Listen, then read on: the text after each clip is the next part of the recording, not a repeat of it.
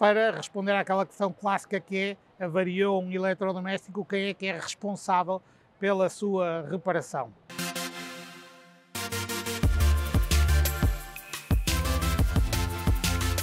Olá a todos, espero que estejam muito bem desse lado. O meu nome é Luís Baldac e hoje trago-vos mais um vídeo para evitar um dos conflitos que é muito comum na relação entre senhorio e inquilino nos contratos de arrendamento para habitação. E tenta responder àquela questão, ou vai tentar dar aqui um conjunto de dicas para responder àquela questão clássica que é: avariou um eletrodoméstico, quem é que é responsável pela sua reparação?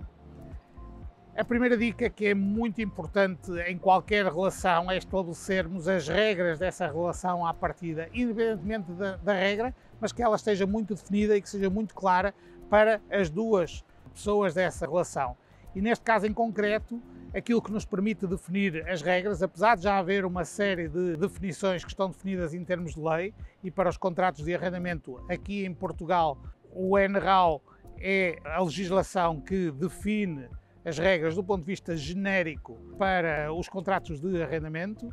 mas se forem à legislação não vão conseguir encontrar nada que refira especificamente os eletrodomésticos ou eventualmente até os equipamentos. Aquilo que vão conseguir encontrar será o artigo 1074 e cujo o texto não é eventualmente tão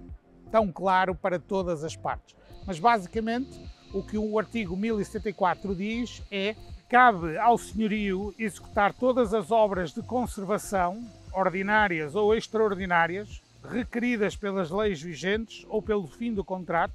salvo estipulação em contrário. E depois, no ponto 2, diz que o arrendatário apenas pode executar quaisquer obras quando o contrato o faculte ou quando seja autorizado por escrito pelo senhorio. Ora, como conseguimos perceber,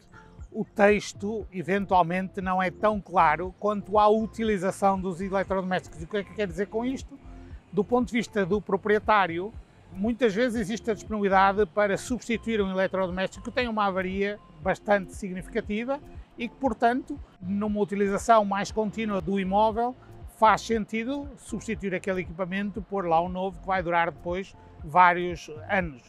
Mas entramos também aqui numa pequenina avaria e entramos também aqui, do ponto de vista do proprietário, na utilização do eletrodoméstico. Portanto, quem está a utilizar o eletrodoméstico é o inquilino e há discussão se utiliza muito, se utiliza pouco, se utiliza bem ou se não utiliza bem. Se na má utilização é praticamente evidente que o inquilino poderá ser responsabilizado por isso, mas é preciso também depois comprovar esta situação. Na utilização mais corrente, mas eventualmente numa utilização mais intensiva, poderá depois levar aqui a algumas discussões. E a lei aquilo que define são obras extraordinárias e, portanto, enquanto quem está a habitar o imóvel é o inquilino e necessita daquele eletrodoméstico para o seu dia-a-dia, depois existiria aqui a questão da prova, da utilização e todo o tempo que decorre até que o eletrodoméstico esteja reparado. Então, a primeira dica que eu deixo nesta relação contratual é que fique definido no contrato, de uma forma muito clara,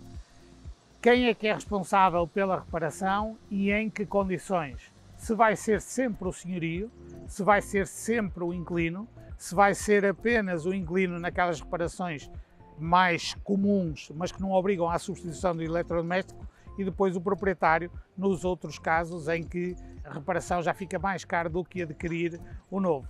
Importante é que fique definido no contrato e que seja muito claro. Para esse sentido, e dentro da experiência que vou tendo, aquilo que vos propunha ou que vos sugiro é esta redação. Os arrendatários assumem a responsabilidade pela reparação, manutenção e conservação dos equipamentos eletrodomésticos, pagando o preço necessário para o seu bom funcionamento, com exceção da impossibilidade de reparação e consequente substituição.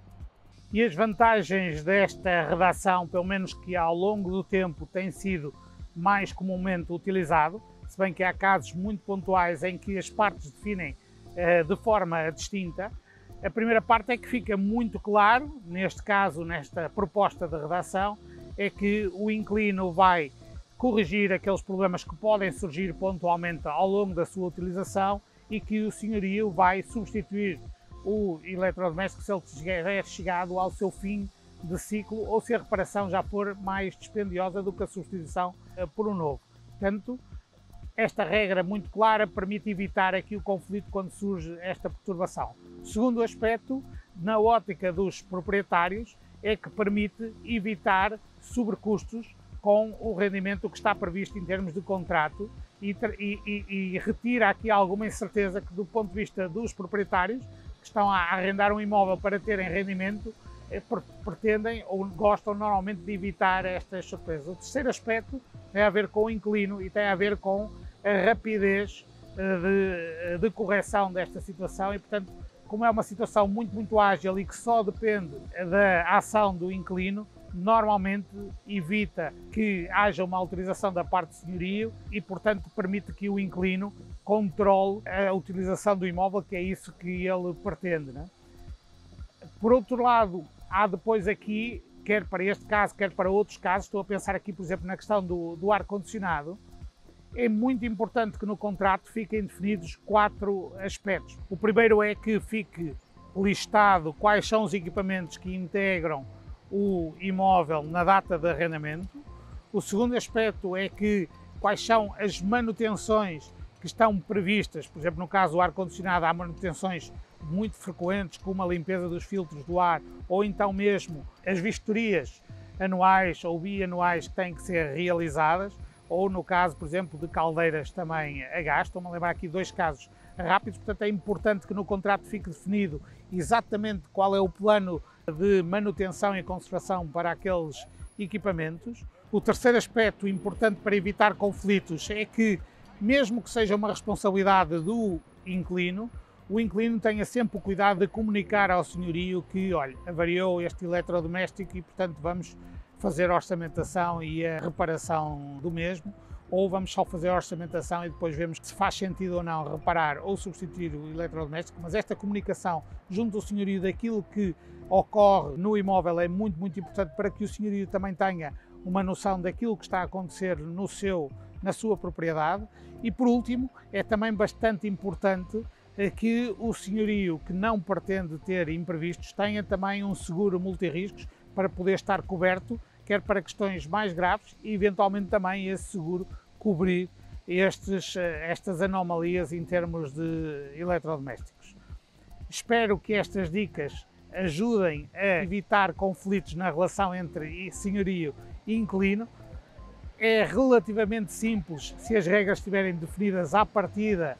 podermos ter uma relação bastante saudável e que ela decorra sem grandes sobressaltos e dentro das perspectivas das duas partes. Eu costumo dizer que a parte mais importante de um contrato com algum detalhe é ele clarificar as perspectivas das duas partes e podermos fazer aqui uma harmonização desta relação futura e, portanto, espero que estas dicas sejam muito úteis. Se conhecer alguém que esteja neste momento a arrendar algum imóvel, partilhe este vídeo, ou se conhecer alguém que está à procura para arrendar um imóvel, também será importante ter este conhecimento para depois analisar o contrato que vai assinar.